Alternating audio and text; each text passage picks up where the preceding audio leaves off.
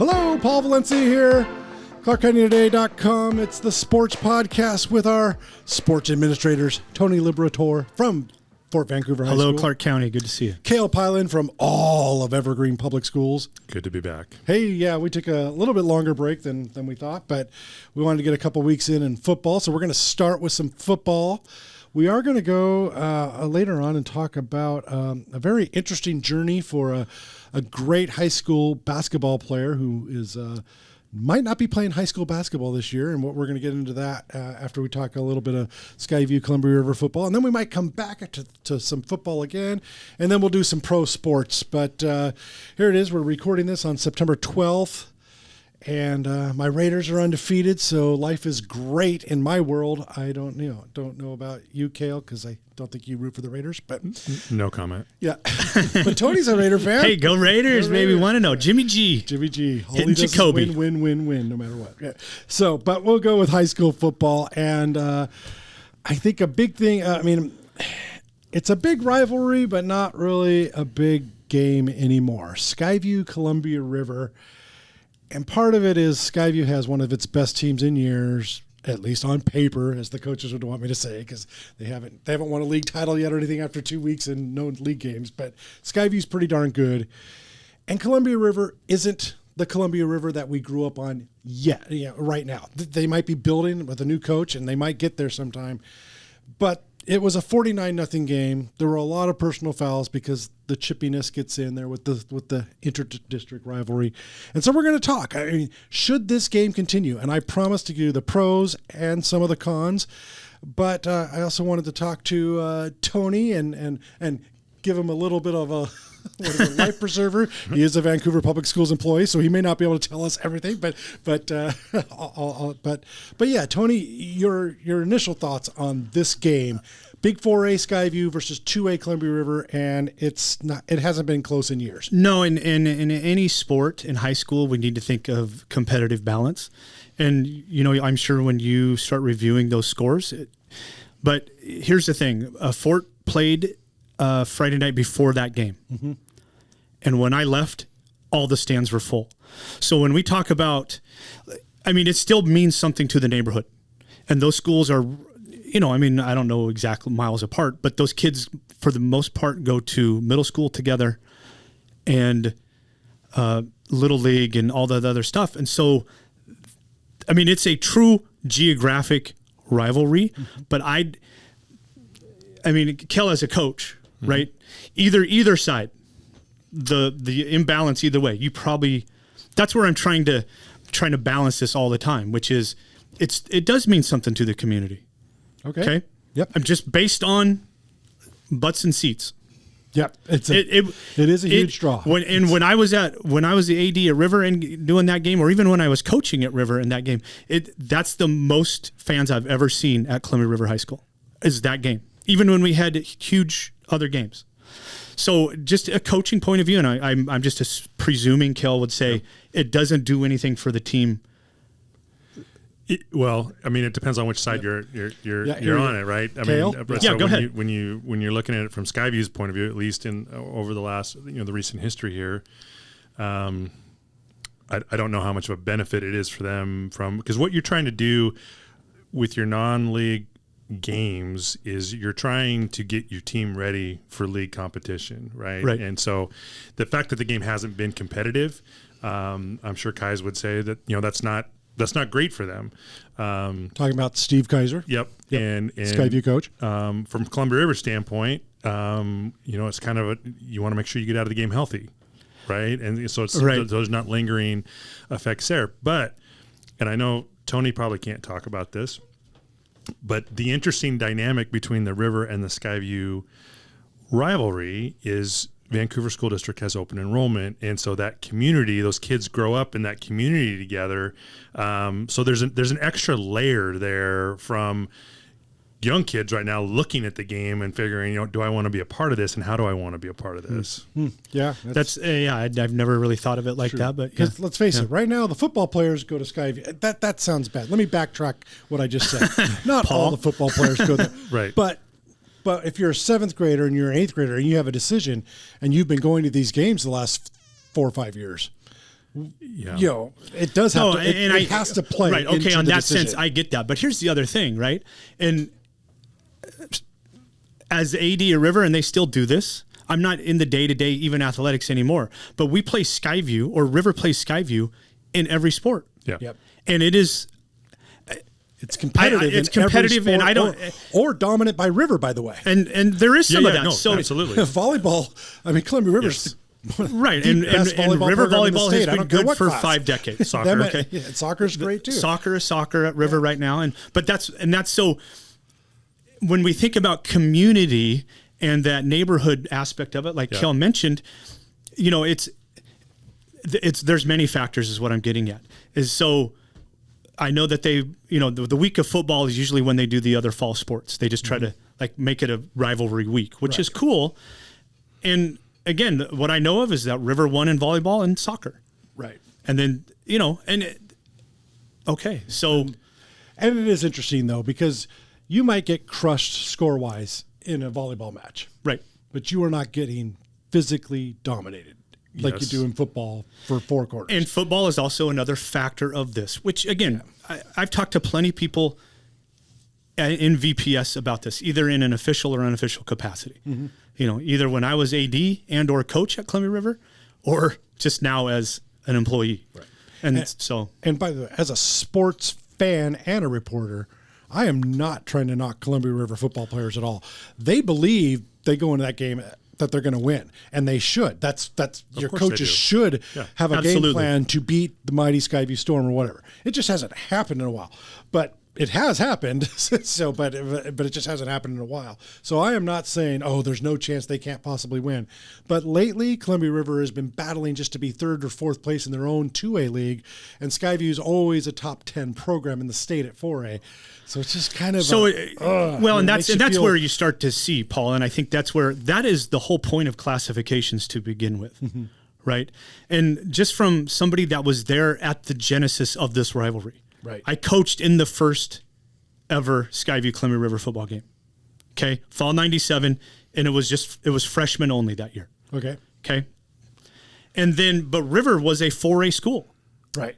Skyview opened non-varsity and eventually moved to 3A their first year, but then River went down. Like there was a time we were both in the same league. Exactly. And then just the way, That's what I was thinking. I'm sure there's a correlation for how this rivalry has gone from the point where River dropped down to 2A from 3A, because that's now you're talking a whole classification jump. But when it was 3A versus a 4A, those games typically were fairly competitive. They were competitive, and so 2015 was the last year Columbia River was a 3A program. They were the league champs.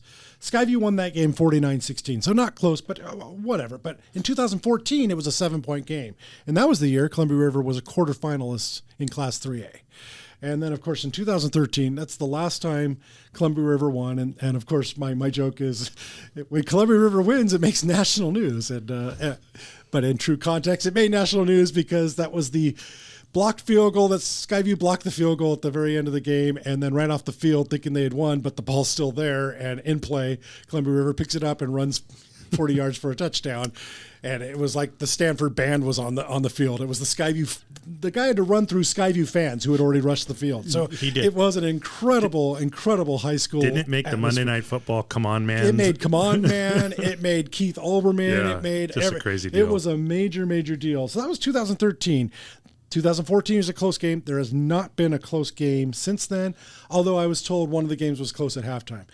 But here's another thing, though, that makes it feel – it just – if it's a friendly rivalry game and, okay, we know we're going to beat you because we're just that much dominant right now, there are ways coaches can keep the score down. But nowadays, with seeding for state, Skyview believes they have a chance to be a Final Four team in the state. They can't afford to beat Columbia River 21-7 or 24-7, especially two classifications down. Unfortunately, down, and Columbia River hasn't that RPI will ding you. Yes, it will. So they do have to score a lot of points and make it look impressive or else someone's going to go in that meeting, and you've been in those meetings, Cale, right? Yep. Yeah. Someone's going to go in that meeting and is, what, you guys only beat Columbia River by 3 touchdowns? Everyone else, so that makes it tough. And then you got there were a lot of personal fouls, and I think there was a pretty bad injury for Columbia River, but hey, injuries happen in any football game, whether but there were some personal fouls, and I know that the coaches on both staffs have been talking about that. They're going to try to make that a point of emphasis next year, because whether I opine that this game shouldn't be played next year or whatever, it doesn't matter what I say. The game's going to be played. It's too big of a draw. The community, as you said, Tony. Getting back to Tony's original point, that if Kiggins Bowl is full, I mean that's it, the community wants to see it, and I mean budgets are tough. So that's a hard one to walk away from. And this is another one this is why I have you guys. You guys are brilliant for this podcast because you guys know how to make schedules. Scheduling for football is so tough for our 4A schools. I would not want to do it. There's 6 non-league games you have to schedule. Yep. So here you have one traditional rivalry that's just right next door. That's one less game Skyview has to worry about in scheduling. And I know it may sound unfair for competitive balance, but for the gate and for one more game that they can schedule. Yep. I mean, right now, for sub-varsity, it's really scary. I heard Skyview JV or Skyview freshmen might only get 5 or 6 games this year. I don't know. I haven't heard any of that level stuff. Yeah, so, I mean, it's tough for all the teams in a program, but even varsity, what is it? Skyview plays a bunch of teams from the Seattle area. Well, so that's where your lower level games become a challenge, because when you're traveling to play somebody, north of Seattle or on the east side of the state, it becomes expensive and problematic to try to schedule those lower. Like it's hard to play all 3 levels if you're going to go play Meade, right, in Spokane. You're not getting to Kentwood at 4 on a Thursday night. So then it becomes you have to try to fill those lower level schedules down here, and not a lot of people are lining up to play those. So then what ends up happening is Union, Skyview, and Camas will play each other multiple times in lower level football because they all have these openings. Mm-hmm. And you want to talk about games that can get a little chippy. If you're playing the same football team, I don't care if it's a freshman game, it's the 3rd time you've seen the same team in a season. Right. That's not a great situation. Yeah, I don't know if it's Skyview JV or freshman, but one of them is playing Union twice this year. Sure. Yeah, because and that's been that way for probably a decade, to be honest. It's just so I just wanted to make sure that even though me as a journalist, I go, oh my gosh, Skyview and Columbia River are playing again in football, and it's like I knew what the score was going to be before the game even started. And I'm not ripping on Columbia River. My goodness, I'm not. I'm just so the challenge. You touched on it, Paul. The challenge in building the schedule for the 4As and the 3As is just numbers. So when we built the last schedule, every 3A had to commit to playing one game against either Union, Skyview, or Camas. Right. Because otherwise, those schools, they're either A, not going to fill their 9 games, or B, they're going to have to do like what Union had to do a few years ago when they went all the way down to the Bay Area to play, to play a game. I mean, and again, touching on what budgets are. I mean, that's expensive when you got to travel like that to play football games. So, from Skyview's standpoint, I'm sure, and not having talked to Dave and VPS about this, that's almost a have to fill Skyview's schedule, and when you just look at what the gate's going to bring in. Right. Well, and it's always going to be a local game, and that's what Cale's getting at. And again, I mean, I'm a pragmatist in that sense. Like, I mean, if you were an athletic director, you have to tell your head coaches, like, there's only so much. Like, I agree with you, Coach, about the competitive balance, but I'm being told X, and the budget is Y, and they have to match. Yeah. Right. And it's just not like. That's why I'm glad I have you on. And I did talk to a couple of people from VPS today before the podcast to let them know that, from a competitive standpoint, this isn't a rivalry right now. It's Columbia River has won one of the last 17 years, and that was the crazy finish. So, but at least the crazy finish, whether they won that game or not, at least it was a close game. So that was 2013. Right. In 2014, another close game. But the gap has seriously widened since then. And that's to Cale's point, right? And I mean, River's lost 300 kids since then. 2012, basically. Right. So So anyway, I hope next year, the game's going to go on.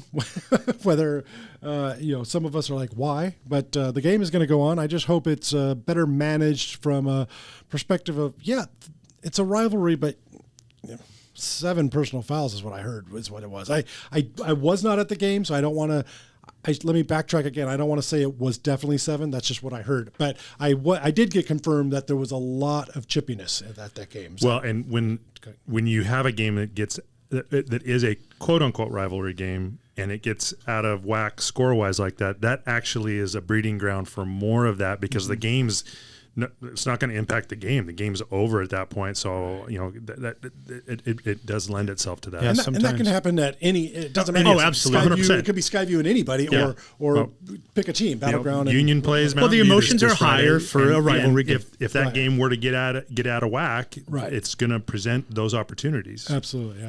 But anyway, Columbia River fans, if you're listening to this and you're mad at me for even thinking to question whether the game should be played, when you win that game, if you ever do win that game, I guarantee it may not be national news, but it will certainly be regional, big time news. All the media around here will doing follow-up stories on Columbia River getting that win. So use this podcast if you want for motivation or whatever. But and it's funny, the Skyview fans are always mad at me because I always bring up the history with Camus. So now I'll get the lose for Paul. Yeah, it's a lose for me, but no. We'll get back to some more football maybe toward the end of this, but I wanted to change subjects to basketball. All of you know I write for Clark County Today. I'm known mostly for sports writing, reporting, or whatever. I am not going to write the story just yet on what we're about to talk about because we got another 2 months before basketball practice starts. But Brooklyn Haywood, the freshman sensational basketball player who played for Union last year, she moved to Camas and is enrolled in Camas. I think it's called Camas Connects. It's an online only, but she is a Camas student and would be eligible for high school basketball at Camas because the family did move. She practiced with Camas all summer, but she announced a couple weeks back, she told the team that she is not going to be playing traditional high school basketball this year. And they went public with it on social media recently, and then I talked to a family member who understood that I'd be bringing it up. She is going to be playing for, it's called, let me double check I get the name correct, Elite Prep, based in Issaquah, and it's prep. And I know this is on audio, so you can't see me do the quote. I'm doing prep because it's not a traditional prep school that we know, because it's not even an officially sanctioned WIA school. So they're going to go travel around the West to Arizona or whatever, find JUCO, junior college opponents as well. And that's her plan right now, is to go play at Elite Prep for at least 1 year. And it's fascinating. And I've told you guys a little bit about it. Cale, Tony, any thoughts before I go any more into the story as I talk too long? Cale? Well, I mean, the family is entitled to make their own decision. Any family is entitled to what they think is best for their kid. From my standpoint, I think there's some real value to education-based athletics and the experience of being a high school athlete and everything that goes along with that. We have AAU stuff. We have club basketball stuff that doesn't take place during the season. I would just, if I was putting my parent hat on, I'd want my kid in a brick and mortar high school and getting the high school experience that comes along with that. I personally, now as a professional, putting my professional hat back on, I don't think that has the amount of gain you might get from a recruiting standpoint within that, to me, does not outweigh what you would get as being part of a high school team and a high school experience. Tony? Well, yeah, and I'm just going to echo that. I think what's important also is I'd want to know what the end goal is, right? Is it just to get, I don't know. But I do, but I'll let you finish. Is it the scholarship for, a Pac-12, whoa. You mean the Tupac? Oh yeah, sorry, that's right. The Pac-2. The Pac-2. A lot's gone on since we've been off the. But that's what I mean. And so, I've had these discussions with families before, which is if you're good, those schools are going to find you. Yes. And so I'm leery just generally of like, I'm paying for my kid to play big time basketball that I don't know if you can't already get at a big time program like Camas. Yeah. I don't begrudge if they feel it's going to be, just based on the school or academic schedule and she can get more games in. Okay. Tony, I'd even argue, I don't know that it needs to be a big time program, even like can't from a recruiting standpoint. Right. I think if she's the point guard at Fort Vancouver High School, she's going to get recruited in the same fashion she's going to get recruited wherever she plays because the talent is there. Yeah. They find you. Yeah. Right. If you are that good, they're going to find you. And I guess maybe if it was something where you were going to go straight to the pros at a high school, I could buy that. But I think you really need to talk to kids who have had. Don't talk to the Camas girls about what it was like, what the state tournament, even though they didn't win the state title, what that experience meant to them, and right. what would you be willing to trade that? I bet you. I bet you they all would say no way. Right. So I did talk to a family member, and the goal right after high school, Power 5 scholarship. That's what she wants, and she wants to be a WNBA player. And they feel that they gave me the pros and cons of this. Yep. They talked about everything you want. They're going to sacrifice going to the Tacoma Dome, for example, and playing in that atmosphere. But they think as a homeschool, online only, and she's a great student, 4.0 type of student. Sure. That gives her time to go to training, go to morning weightlifting training she's got a personal trainer for weightlifting, go to a basketball training in this area. And then on the 2 or 3 days a week that they're going to train in Issaquah, they travel up to Issaquah. And there's also, the family is originally from Alaska, and this Issaquah prep school there's a connection to somebody that they know from Alaska. So there's a little bond right there too. But they really believe that this year they're better off doing this right now than focusing on traditional high school basketball. And teach their own. I mean, parents have to make choices. Well, remember, I looked at, Thomas Fletcher was a former Skyview athlete. He ended up going to Texas and then IMG as a long snapper. I mean, so that's really specific, but he did it and he got drafted in the NFL. I think he was injured and I don't know if he's played.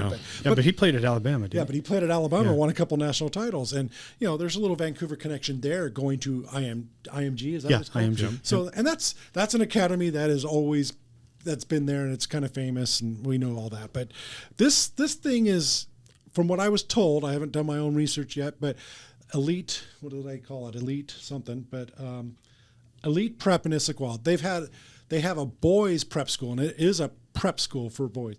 The girls, and that's state sanctioned. I don't know if it's state sanctioned. I don't think it's WIA sanctioned. No, it's not. But they, it is. At Cale said, they're not. But like accreditation, but they state, actually do go to school. The boys Okay. go to school there. So, but they do travel all to Arizona, and they find opponents everywhere else. So the girls program is starting right now. So it is very big, and this is why I told the Haywood family, and I told my boss why I'm waiting until November. This thing could fall apart before they actually even play a game. Yeah, they've never played. So how can you? The girls' program is brand new. Well, even the worst thing would be is if it fell apart during this season, right? Because then they might be ineligible for this year. They would be, yes. and for next year. Okay, so and but anyway, I'm waiting. I told the Haywood family, once you play a game for this prep school, again, quote, because it's not really a prep school for girls basketball. It's a team. It's a club team in the middle of high school basketball season. Okay, I see I get it. But Olivia Edwards is one of the top recruits. She goes to Lincoln. She is also going to be on this quote prep school, but she's still going to attend Lincoln as a student, just like Brooklyn is a Camas student. But if they never play a game, then I don't know what will happen, because then come November, first week of practice, Brooklyn is technically a Camas student. She's a Camas student. She can she could try out for basketball there. Yeah. So I don't know what's going to happen. So I don't want to write that story just yet. Sure. But I still think it's a fascinating thing to talk about. It is.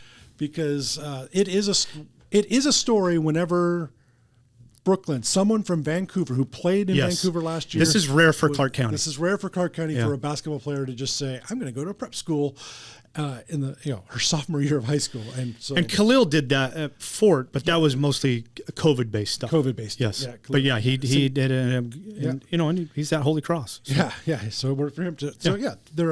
There are some examples even in Clark County, absolutely. But I just thought, wow. I mean, what a she was incredible last year, but had 50 points in a varsity game. Just that doesn't happen.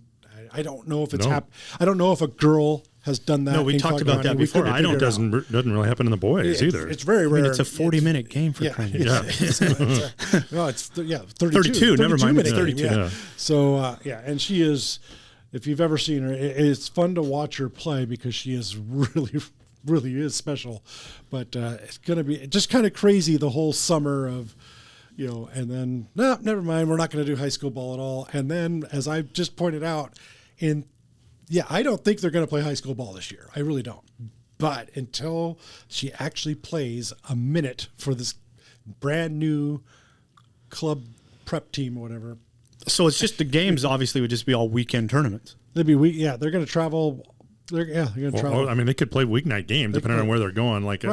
So in the state of Washington, WIA schools cannot play you have to be registered with your state association to be able to play them. I don't know what the rules are in other states. I'm trying to remember how once in a while we'll get the Australia team come up in our winter break and hey, it's our summer. Can we play 3 games over 2? How does there can be an exception. That's just the WIA for international teams that. But I don't know what the rules are in Florida, and if you've got a powerhouse basketball team and a high school team in Florida, and you're willing to fly down there and play them. Well, and I remember this was 2 years ago in the Les Schwab. There was a team from Dallas that did that.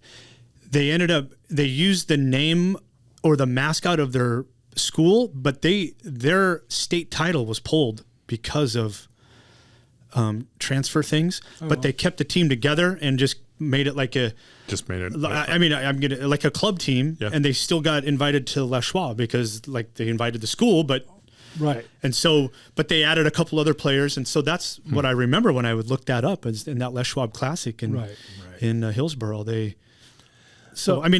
some precedent for hoop to have that. Yeah, and in the meantime, I've heard a rumor. I'm not going to mention a name just because it is only a rumor. But that there's another player in Clark County in basketball who is thinking of going the prep school route, and it's weird. I see all the videos. Ashley Corral has a training program for basketball players, and she's great on social media. And you see some of the. She's got WNBA stars working in Vancouver. She's got college stars working here in Vancouver, but she has a lot of high school stars too. And it's I know of at least one other that in boys who was also homeschooled, and he kicks butt as a school. He does all his homework, it's all homework if you're homeschooled, but he does all his work, gets it done real fast, so he then can go train basketball a lot more than he could have if he was just on the high school schedule.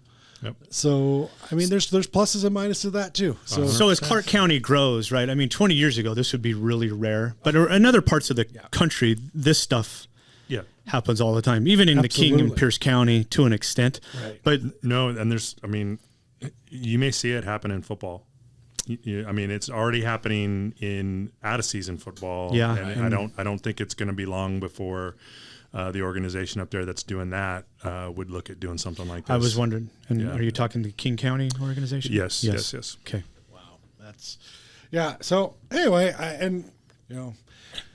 I'm 52. High school sports has been part of my life since I played high school sports. It just was great. And, right out of, I went in the Army as a journalist, but right after that, my first job in the journalism world was covering high school sports. So I've been covering high school sports for 30 years, and I'm going to miss it. And I know it's not over yet, and I really hope it isn't over for 2 or 3 more decades, but it just doesn't seem like it's going in the right direction in a lot of the traditional high school sports. And so I am a little worried.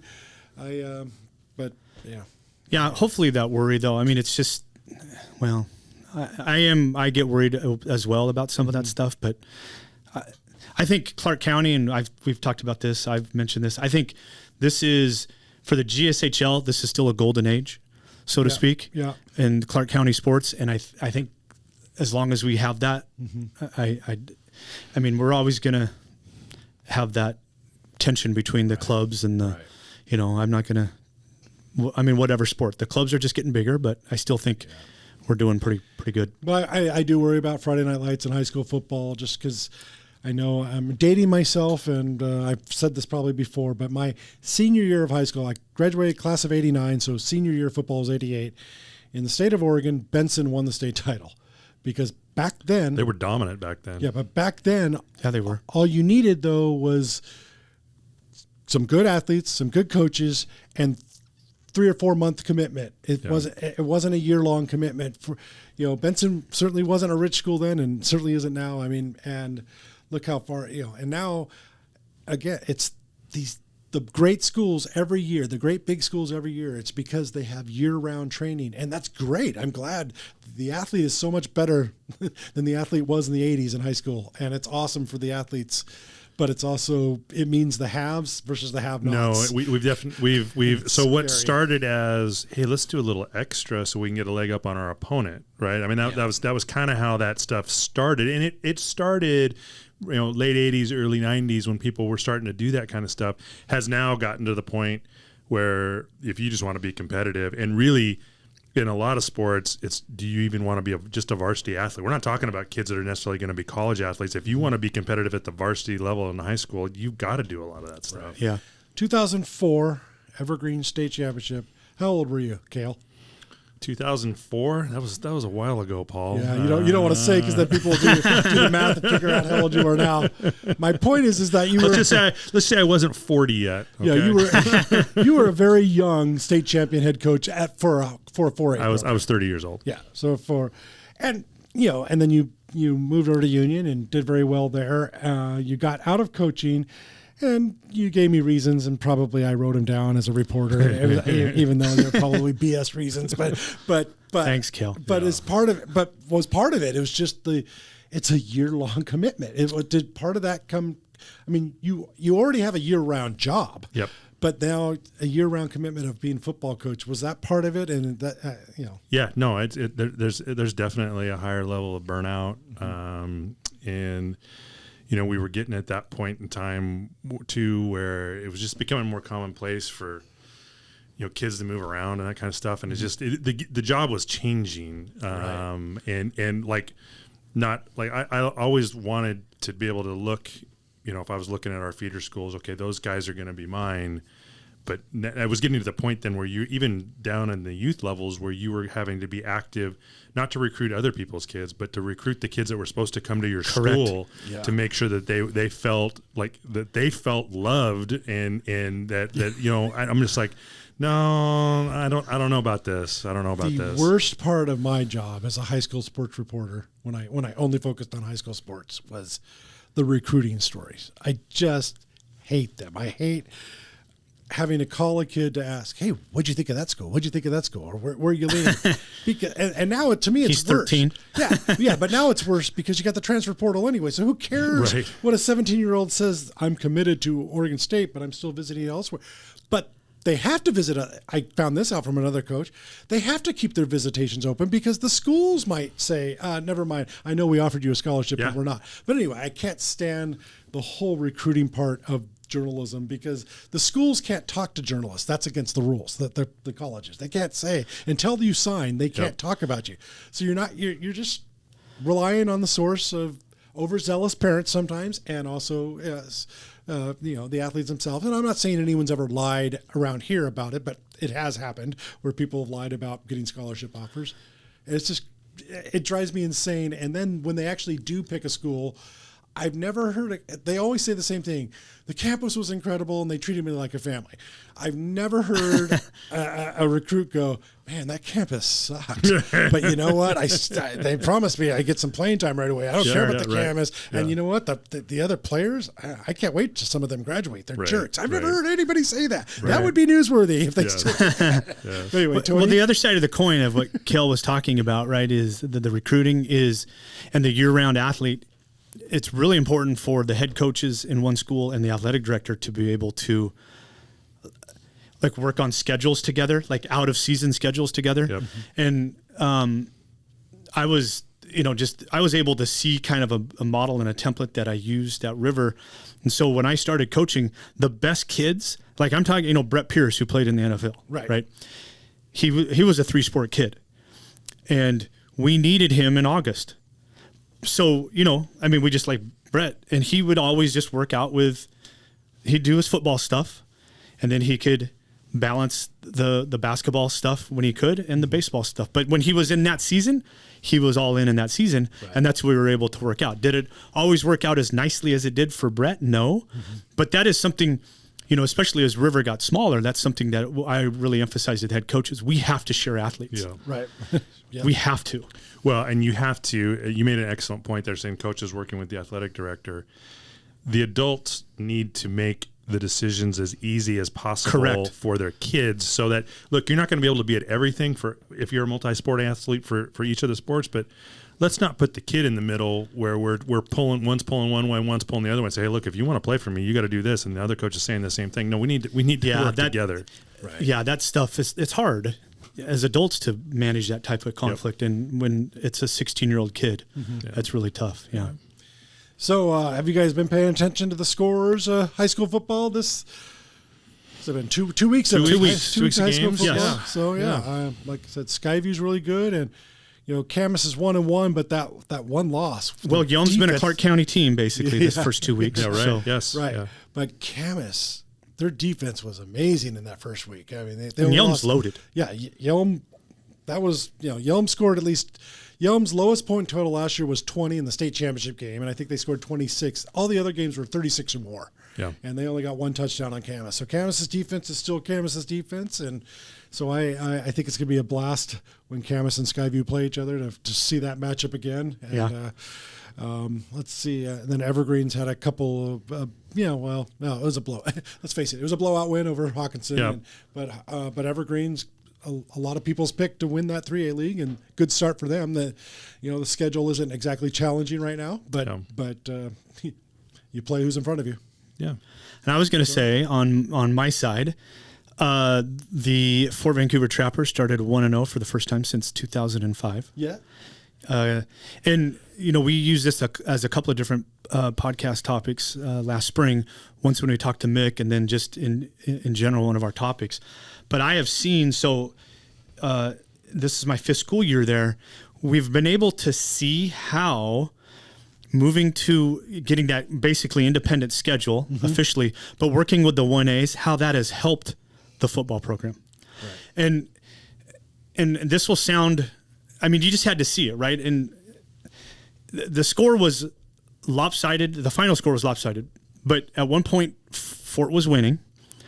And it kind of just got out of hand, like they scored 3 touchdowns on 10 plays or something, and then but my point is now it looks like we belong on the field. Yeah. And that is what the WIA put that provision for this type of program. And I, ask me again in another 5 years, but right now, we're competitive. And that's, so when, as administrators, we talk about that rule. Fort Vancouver is exactly what that rule or that policy was designed for. It was schools in that situation. So to me, it's not about winning games. In my opinion, that should not be implemented unless we're talking about. The Fort Vancouver football program was on life support, right? It really was. Yes. And so to me, that is when that should be used if we're going to talk about saving a program.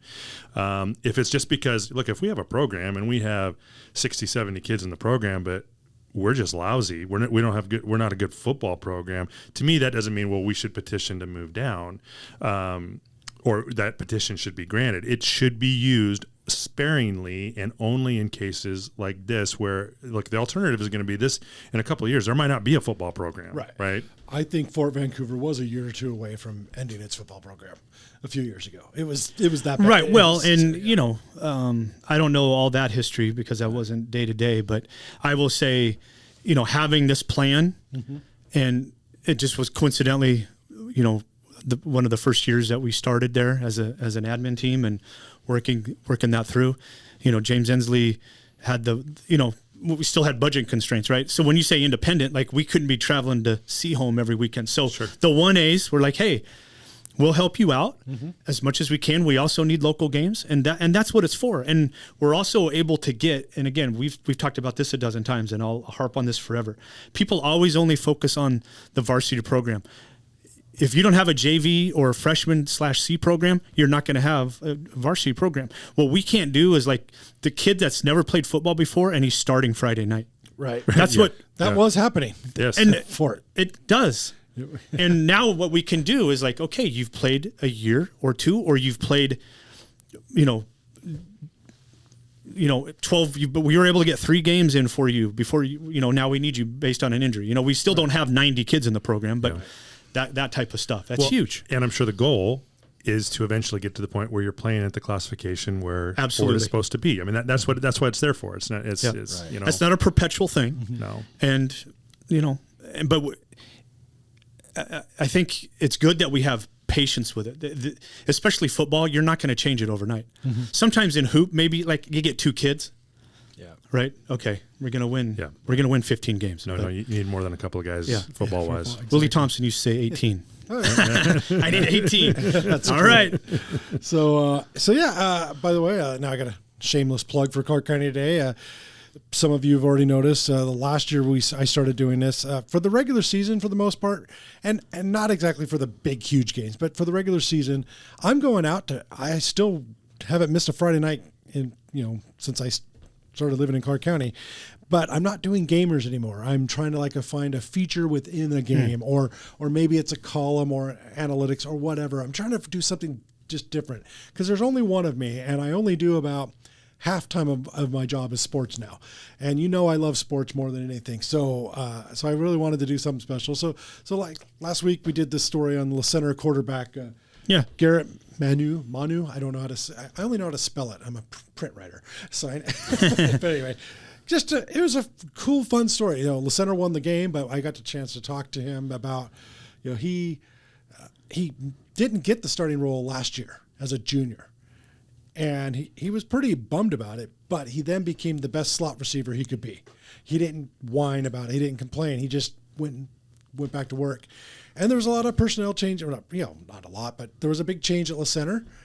And the head coach didn't have to go searching for his number 1 quarterback this year because it was this guy with the great attitude, Garrett with a great attitude. So I got a chance to write about him, which I love doing. And so if you're so inclined, listen, go watch ClarkCountyToday.com. Go to ClarkCountyToday.com on Saturday. We're posting our stories on Saturday morning, usually on our Friday night, whatever I decide, column or commentary. So I think I did commentary on the first Friday night. And so, So hopefully our listeners to this podcast will read some of those stories.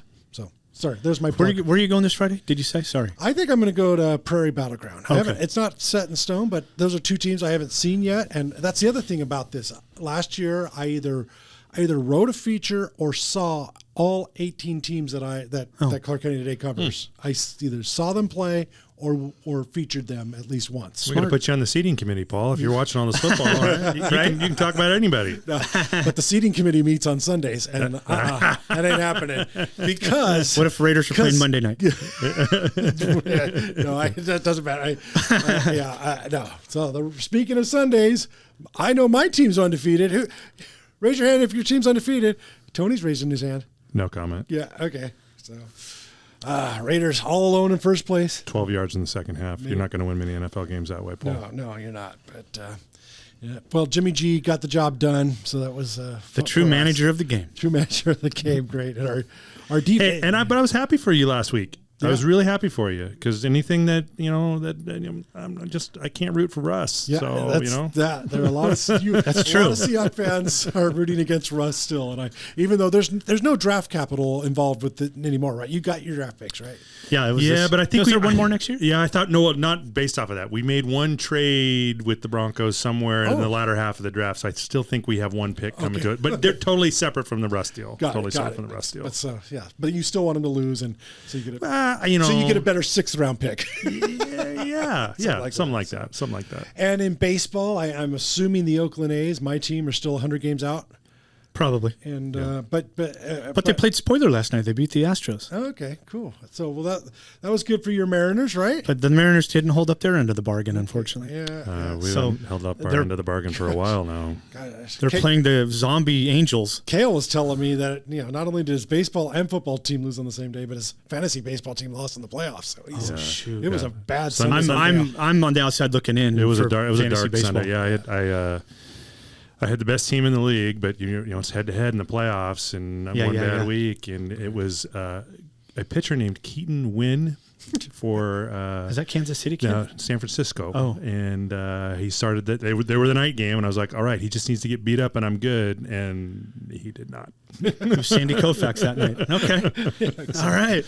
So anyway, well, I guess that's about. You guys got anything to add on anything podcast related? No, sports I don't related. Think so. Looking forward to the rest of the fall season. It'll be good. Absolutely. And again, I can't remember what week it is, but the three of us are supposed to be in the booth for one game. I think it might be. It's the Skyview Union game.